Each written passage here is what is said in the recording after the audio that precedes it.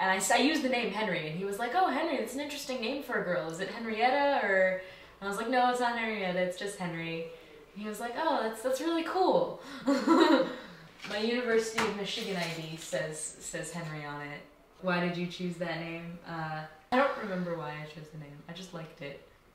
After deciding on that name, I remembered that when I was a lot younger, I had like an imaginary friend named Henry who had blue hair, and at the time that I decided I wanted to be called Henry, I had blue hair. And I remember realizing that that was almost weird and freaky.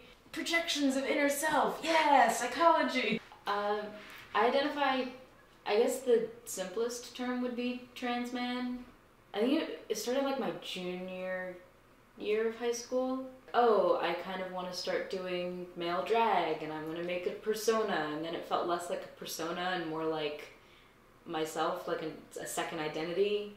I actually have been able to pinpoint a moment when I started actually reconsidering my gender identity. I was part of an LGBT theater program outside of school, and I was riding the subway with one of the other members of the program who happened to be a transgender man. I said the words like, I feel close to my female identity, and when I said those words, I remember feeling like I was lying.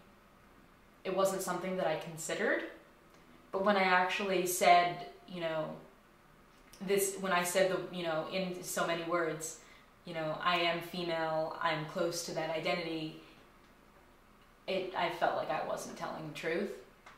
And I started rethinking, well, maybe I wasn't telling the truth, maybe that isn't actually how I identify, and I hadn't decided on a different identity for myself. Therefore, I must like the one I've got. Realizing that I didn't feel female was not, oh, I feel male. It wasn't that simple, so I was Googling things and I found these words like genderqueer and gender fluid, and I felt those fit me better. I am not out at my job. So at my job, they use my birth name, they use she, her, hers pronouns. If they know me as that, that's how they're gonna know me, because I just don't want to deal with the coming out process. What was your name before? Or, you know, have you gotten surgery? Are you on hormones? Like, those are very personal questions. Well, I don't need to give you my medical history because you're not my doctor. It used to bother me a lot. I'm really short. I don't look like a guy. I'm not on testosterone. My voice is still feminine. My face is feminine. So, like with my parents, they have, like, I told them, I was like, you don't need to think of me any differently. You just need to understand that other people will call me this. It's weird because when I'm with my friends, you know, the binary doesn't really exist because we're all just kind of wacky and gender screwed, and it's cool. Going out into the quote-unquote real world, yeah, the binary is really annoying. Sometimes I don't know which bathroom to use. On the one hand, I would prefer to use this bathroom for social reasons, but for personal hygiene reasons, I do not want to walk in here because it's disgusting.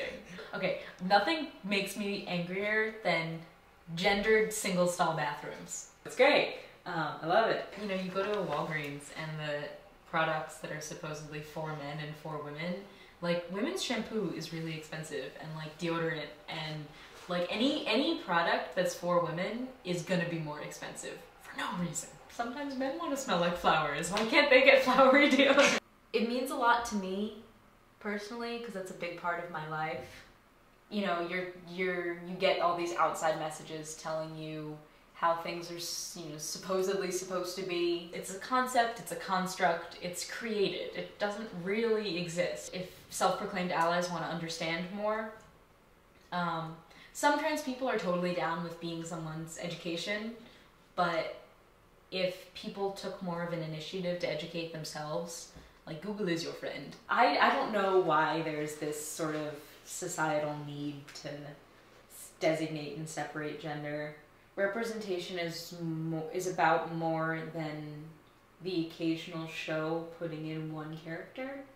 And because one person can't represent the diversity of the whole community, you shouldn't like exclude these people from your knowledge base and your friend groups just because of what, you know, their genetic lottery has given them. So I've been very fortunate because I know that my friends have not been that lucky. It's still not entirely there. It never stops being confusing, basically.